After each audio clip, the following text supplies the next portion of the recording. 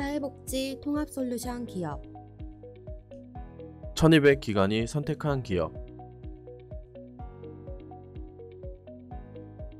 신뢰할 수 있는 기업 어렵고 복잡한 회계 업무 국회와 위탁 서비스와 함께하세요. 안녕하세요. 천천박사입니다. 예. 오늘 급여 제공 과정 두 번째 시간입니다. 저번에 이어서 사례회의 먼저 시작할게요. 요항은 평가지표로는 33번이고, 공동생활과정 32번입니다. 점수는 2점이고요. 이 체계적인 사례관리 같은 경우에는, 수급자의 욕구하고 문제 해결하고, 그 다음에 특성이 반영된 급여 제공을 위해서 체계적으로 관리하는지 평가합니다. 하는 항목인데요. 사례 관리 같은 경우에는 여기 보시면, 일단 기록으로 확인을 하고, 기본적으로, 사례의 주기가 30인 이상 시설인 경우에는, 월 1회, 그 다음에 10인 이상 30인 미만 요양원 같은 경우에는 분기별 1회 실시를 하고, 공동생활과정 같은 경우에는 반기별 1회 이제 실시를 하는데요. 저는 이렇게 좀 많이 말씀을 드립니다. 평가상으로는 반기별, 분기별, 월, 뭐 이렇게, 이제 크기별로 이제 나눠져 있는데, 저 같은 경우에는 사례 관리, 사례 회의 같은 경우에는 자주 할수록 좋다 생각하고 있어요. 꼭 이제 회의록을 작성하는 뭐 정기적인 회의 같은 경우에야 평가에서 정한 대로 분기별 한 번, 반기별 한 번, 월 한 번 이렇게 하시겠지만, 이왕이면은 소급자에게 관심을 이제 가져서 상태가 변화가 되거나 아니면 눈에 띄는 무언가의 변화가 있으면 그때그때 확인을 해서 회의를 하고 문제가 있으면 급여 계획을 변경해서라도 업무를 계속적으로 진행하는 것이 좋지 않을까, 그렇게 이제 생각을 합니다.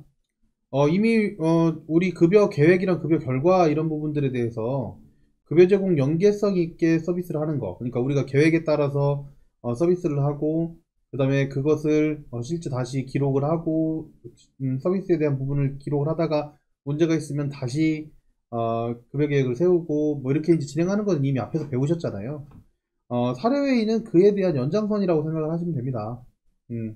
소급자의 욕구 때문에 그럴 수가 있고, 갑자기 이제 상태가 너무 안 좋아져서 그럴 수가 있고, 뭐 여러 가지 다 이유가 있는데, 체계적인 사례 관리 같은 경우에는, 이런 것 때문에 가장 중요하다라고 말씀드리고 싶어요. 어떤 부분 때문에 가장 중요하냐면, 각 선생님들이 각 파트마다 본인들의 하실 일들이 있으시잖아요. 그러니까 요양보 선생님 같은 경우는 요양보 선생님만의 할 일이 있고, 간호사 같은 경우에는 간호 파트 쪽에서 할 일이 또 있고, 그 다음에 이제 물리치료 파트나 작업치료 파트에서는 또 본인들이 할 일이 다 있는데, 이것을 각각 본인의 생각으로만 서비스를 제공하다 보니까 이 서로서로 이렇게 연계가 되는 연계성이 굉장히 부족해지는 기관들이 굉장히 많습니다. 그래서 대표님들도 그렇고 실제 이제 직원분들 입장에서도 한 어르신에 대해서 전체적인 큰 틀을 같이 공유하고 그 다음에 그에 대한 서비스, 가장 좋은 서비스를 진행한다는 입장에서 굉장히 중요한 항목이지 않나 이렇게 좀 설명을 드리고 있어요. 그래서 결과적으로 사례 회의 자체를 하는 것은 이 어르신의 상태가 이제 현저하게 변경이 되거나 아니면 어르신의 욕구가 현저하게 변경이 된다던가 이런 분들이 생기면 그에 대한 분들을 한 분을 선정을 해서 이걸 어떻게 서비스를 바꿔나갈 것인가 하는 그런 회의이기도 하지만 이제 각 파트마다 본인들의 업무를 공유하는 이런 회의이기도 하다라고 생각을 해주시면 이게 얼마나 중요한지를 아실 수 있을 겁니다. 잘 아시겠지만 따로 본인이 하고 계시는 그 각자의 일들 외에는 따로 이렇게 공유하는 시간들이 사실 많지 않으세요. 예, 하는 일이 다 정해져 있기 때문에. 그래서 그런 부분들 때문에 굉장히 중요하다는 거, 이 공유에 대한 굉장히 중요하다는 거. 그리고 결과적으로 사례 회의의 전문가가 되는 것, 사례 관리의 전문가가 된다면 이렇게 이제 회의를 같은 각자의 파트에 이제 사람들이 모여서 회의를 하다 보면 굉장히 서비스가 좋은 요양원이 될 것이다 라고 저는 예상을 합니다. 실제로 이렇게 하셨다면요, 주기적으로. 그래서 그런 부분들 때문에 꼭 평가뿐만 아니라 굉장히 중요한 항목이니까 좀 주의해서 자주 하시기를 추천한다, 좀 이런 말씀을 드릴게요. 그리고 이제 사례회의 같은 경우에는 사례회의 결과를 30일 이내에 반영한다라고 하는 2번 항목이 있는데요. 원래는 이제 사례회의를 뭐 반영한다 이렇게만 돼 있던 게 30일 이내라는 말을 넣어서 뭐 일단 즉각적으로 회의가 이제 작성이 되면 그리고 급여 계획을 어떻게 바꿔야 되는지 결론이 나면 빠르게 바꿔서 어르신에게 제대로 된 서비스를 제공해라 라고 하는 그런 부분입니다. 기준을 한번 살펴보도록 할게요. 기준 같은 경우에는 사례회의는 어쨌든 앞에서 말씀드린 것처럼 길게 얘기했으니까 요구 충족하기 위한 방안 논의하고 그에 따라서 급여계획 변경해서 적절한 서비스를 제공하기 위한 회의를 하는데 그에 대한 대상자로 다양한 문제로 여러 사람의 도움을 필요로 하는 수급자와 초기에 입소하여 적응이 어려운 수급자들을 이렇게 들고 있네요. 근데 이제 경험 공유나 단순한 보고회의는 인정하지 않고 결론적으로 급여 서비스를 변경해서 변경 이후에 제공한 내역들을 확인한다라고 이렇게 되어 있죠. 이게 말이 되게 어려워 보이는데요. 사실은 방법만 아시면 그렇게 어려운 것은 아니다. 좀 말씀드릴게요. 굉장히 쓰는 방법 어려워하시는데 회의 같은 경우에는 사실 구어체를 쓰시면 굉장히 간단하다 이런 말씀을 좀 드릴게요. 일단은 이렇습니다. 최초에 이제 어르신 입소하시면은 처음에 입소하고 나서 우리 원래 집에서 생활을 하시다가 우리 원에 입소를 하다 보니까 적응도 안 되고 그러신 분들이 상당히 많아요. 그러면 그에 따라서 상담 역량이나 어르신들에 대한 케어 역량을 조금 집중을 해주시고 관심을 좀 가져주셔야 되거든요. 이거는 꼭 어르신이 아니어도 꼭 다 그렇습니다. 우리도 어떤 그 단체 활동을 하는 어떤 곳에 들어간다면 그에 적응하기는 쉽지 않겠죠. 그러니까 주의깊게 살펴보고 발표를 살펴보고 관리자님께서는 그에 대한 부분들을 신경 써서 보고를 해라 라고 이제 미리미리 얘기를 해두시면 이상 행동이 있다거나 아니면 부적응자가 생겼을 때 바로 보고가 들어올 거예요. 그러면 부정이 들어왔을 때 그때 이제 생길 수 있는 것들이 어떤 것들이 있냐면요. 예를 들어서 여가 활동을 같이 이제 함께 해야 되는데 같은 팀 안에 그러니까 이 팀 조를 이렇게 만들었다고 칠게요. 원래 다 하시니까 그래 조를 나눠서 하는 어떤 A라고 하는 프로그램에 참여를 안 하신다. 그것뿐만 아니라 여가 프로그램에 잘 참여를 안 하고 계속 방에만 계시려고 하신다. 뭐 이런 결론이 나오지 않겠습니까? 그게 뭐 신체적 문제일 수도 있고요. 적응을 못한 어떤 그 인지적인 문제일 수도 있어요. 이렇게 진행이 되면은 우리가 처음 서비스를 제공하기 위해서 뭘 만들었어요? 급여 제공 계획서라는 걸 만들었었잖아요. 근데 급여 제공 계획서상 여가 프로그램을 적어도 하루에 한 번씩은 제공하게 하겠다라고 하는 계획을 세웠다고 한번 가정해 보겠습니다. 그러면 이 부적응 때문에 인지에 대한 부분 때문에 이 적응이 안 되는 그 부분 때문에 어르신이 실제로 참여를 못 하시는 경우인 거잖아요. 그러면 어떤 아이디어들이 나오겠어요? 뭐 사회복지 파트에서는 이게 적응이 안 돼서 그러는 부분이기 때문에 너무 단체가 이 조가 너무 많은 조에 편입을 해서 이런 것 같다. 그래서 웬만하면은 조의 인원수가 적은 곳으로 이동을 시켜서 진행을 했으면 좋겠다. 만약에 이게 신체적인 부분 때문에 부적응하는 거라면 이 어르신 같은 경우에는 원래는 힘찬반에 소속이 되어서 이제 케어를 했어야 되는데 우리가 계획을 할 때 이 어르신의 신체 상태를 너무 덜 고려한 것 같다. B라고 하는 곳에서 가서 이제 이렇게 진행을 해야 될 것 같고 어르신이 신체를 활용한 여가 프로그램보다는 인지를 활용한 여가 프로그램을 진행하고 그리고 보통 좀 오래 걸리는 이렇게 집중해서 하는 이런 부분들에 더 흥미를 보이시는 어르신인 것 같다. 그래서 원래 프로그램을 20분 하던 거를 40분으로 진행을 변경해서 여가 프로그램을 진행해야 되겠다. 이런 부분들이 생기지 않겠습니까? 이런 의견들은 어떻게 나와요? 각 선생님들이 각자의 파트에서 이 어르신은 어떤 상태인데 어떻다, 어떤 상태인데 어떻다라는 그게 자연스럽게 나오게 되잖아요. 그거를 회의에다 그대로 적어서 사실 회의 내용에다 결론까지 적어준다.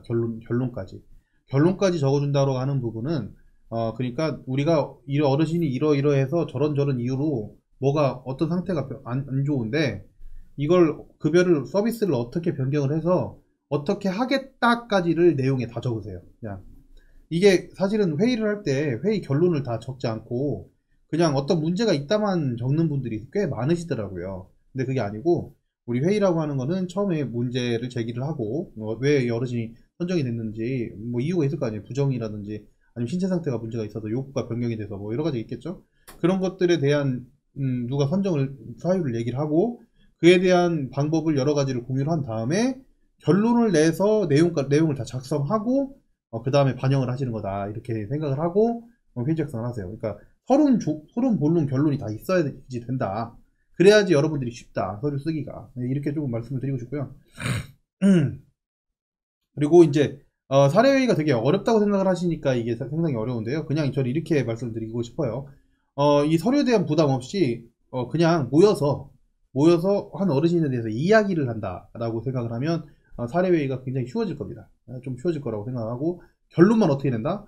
급여 계획을 변경한다 라고 이제 이렇게 결론을 내시면 상당히 수월해진다. 서비스를 어떻게 변경해야 할까를 초점에 맞춰서 편하게 얘기하면 사례회의는 완성이 되는 것이다. 이렇게 얘기를 할 텐데요. 한 예를 한번 설명을 드려보겠습니다. 제가 파일을 한번 띄워 드릴 텐데요. 우선 공격성 침해를 예를 들어서 한번 설명을 해볼까요?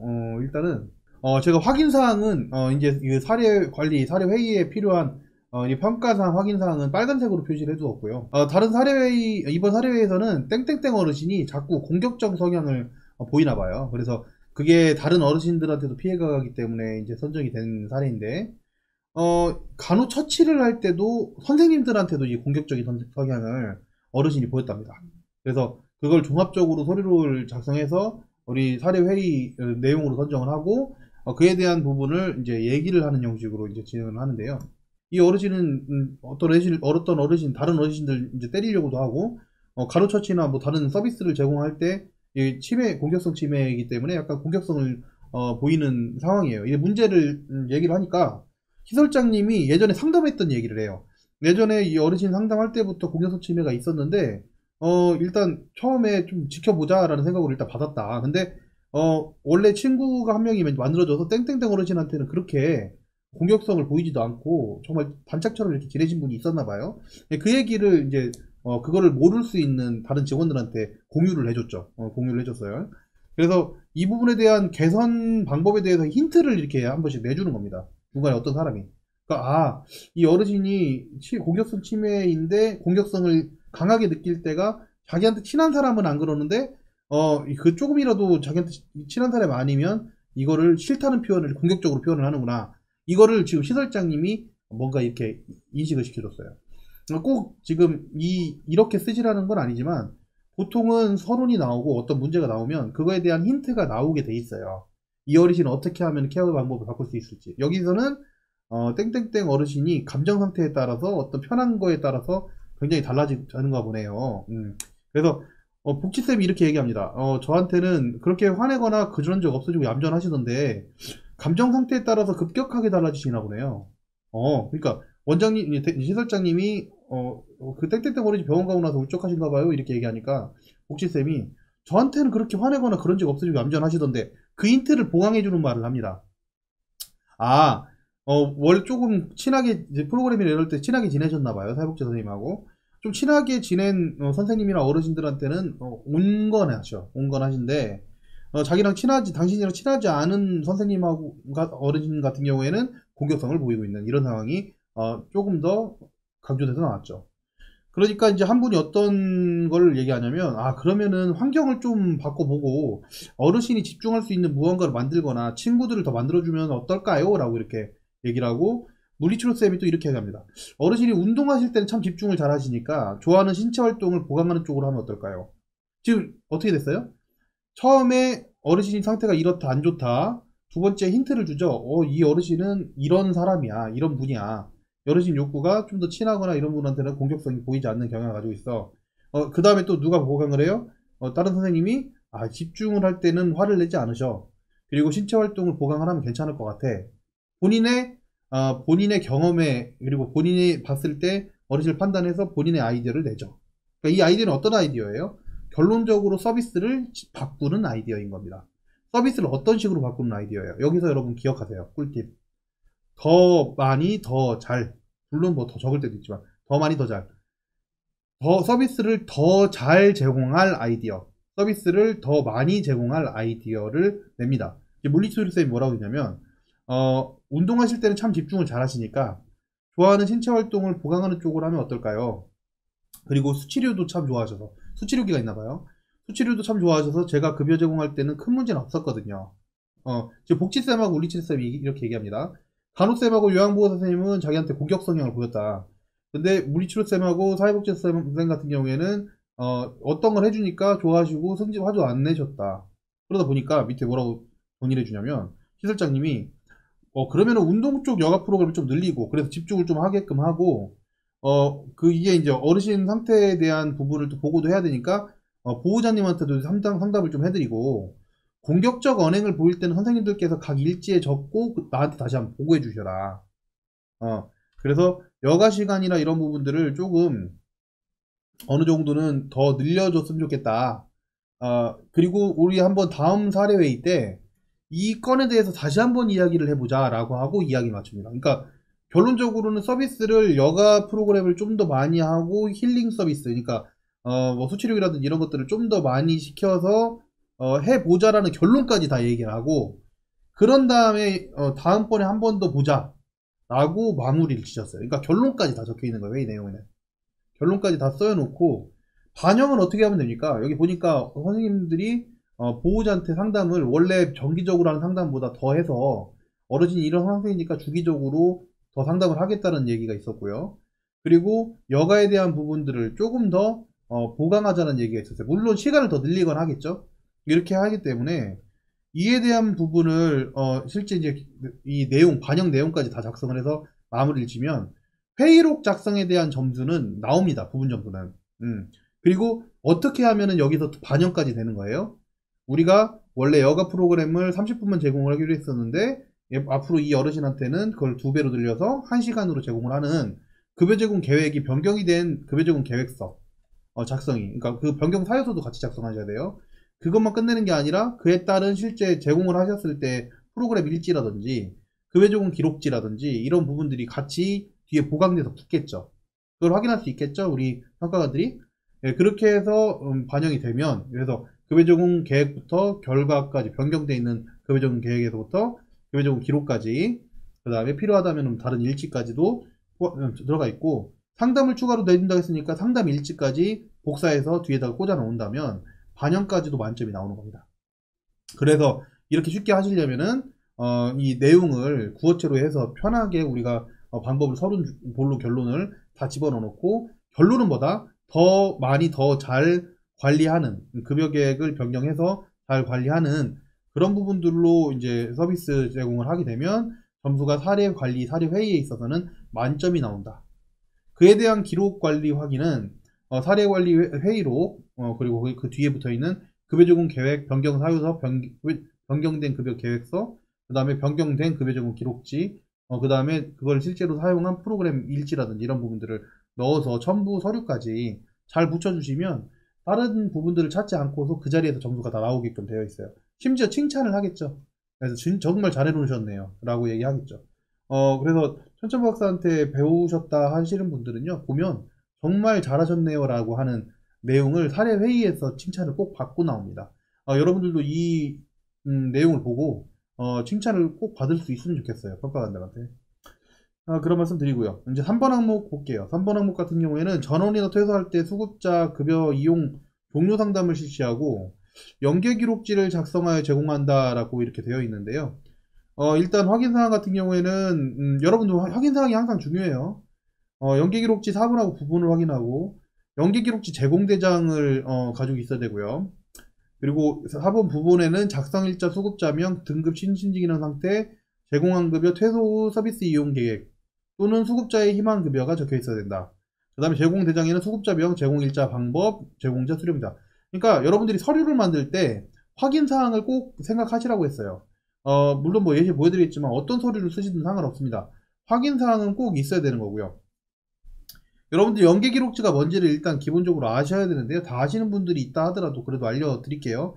연계 기록지 같은 경우에는 일단은 기본적으로 어르신을 우리가 모시면서 어떤 서비스를 제공했다라고 하는 내용을 어르신이 집에 가시든 다른 장기관 기관을 이동해서 서비스를 받으시든 같은 수준의 서비스를 받을 수 있도록 우리가 자료를 작성하는 거예요. 그거를 이제 퇴소하시는 어르신들한테 선물로 드리는 거다 이렇게 생각하시는 게 좋습니다. 그래서 19년도 1월부터 해서 퇴소하시는 어르신들 같은 경우에는 전체적으로 다 이제 작성을 하신다고 생각하시면 되고요. 이게 보면은 기준까지 살펴보시면은 이게 이제 수급자 같은 경우에는 사망 또는 퇴소하지 않고 병원에 입원한 경우에는 연계기록지 작성하지 않고 그 외에는 작성한다 이렇게 되어 있죠. 그래서 이런 부분들을 이제 진행을 할 때 이번에 2021년도 때 조금 차이가 나는 점은 이거예요. 지금 보면은 수급자의 희망급여가 어떤 서비스, 그러니까 여기서 이제 나갔을 때 어떤 다른 희망급여가 있는지를 파악을 해서 퇴소 상담을 한다 이렇게 생각하시면 될 것 같아요. 21년도 평가에서는. 그래서 퇴소 상담을 진행을 할 때 현재 서비스를 지속적으로 다른 기관에 갔을 때도 받고 집에 계실 때도 어떻게 서비스를 보호자가 해줘야 되는지 이런 부분들을 이제 알려준다라는 개념으로 이제는 작성을 한다. 물론 지금까지도 잘 해오셨을 테지만요. 그렇게 조금 생각을 하시면 될 것 같고요. 그리고 전원 퇴소의 뜻을 여러분들한테 좀 말씀을 드리면, 우선 여러분들 전원 퇴소가 무슨 뜻인지 아세요? 퇴소 같은 경우에 아주 간단해서 잘 아실 텐데, 전원이란 말이 무슨 뜻인지 아십니까? 전원 같은 경우에는, 이제 네이버 사전에다가 찾아보시면요. 네이버 사전에는 환자가 치료받던 병원에서 다른 병원으로 옮김이라는 뜻이에요. 그러니까 우리 기관으로 따지면은 우리 장기요양 기관에서 다른 장기요양 기관으로 옮김, 뭐 이런 겁니다. 이렇게 파악을 하시면 되고요. 퇴소는 그냥 나가시는 거예요. 예, 입소가 있고 퇴소가 있는 거죠.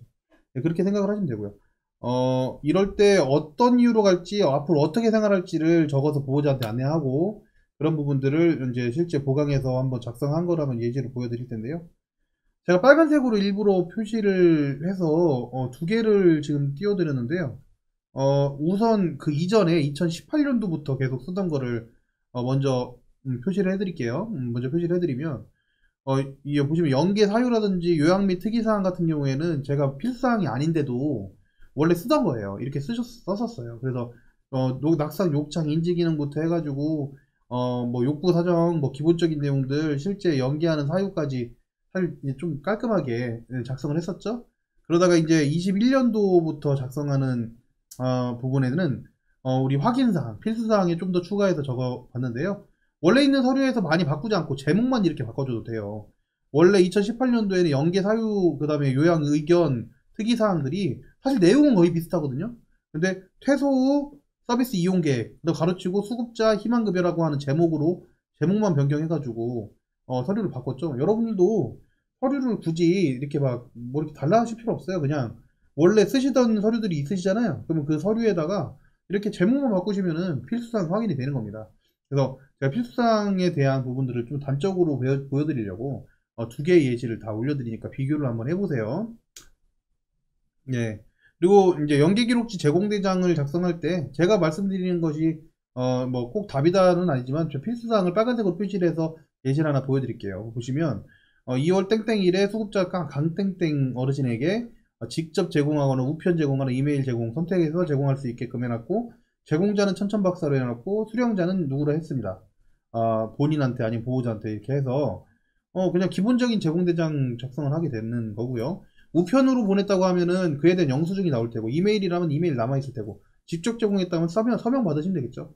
그러면은 연계기록지 제공대장도 점수 받는데 그렇게 어렵지는 않으실 거다. 이렇게 좀 말씀을 드리고 있고요. 원래 급여 뭐 다른 그 서비스에 대한 제공대장들이 있다면 거기다가 첨부해서 서류를 만드는 것도 뭐 좋은 방법입니다. 아주 간단하게 만들 수 있는 서류라서 여러분들이 충분히 점수 잘 받을 수 있을 거라고 생각합니다. 예, 하실 수 있죠? 네, 감사합니다.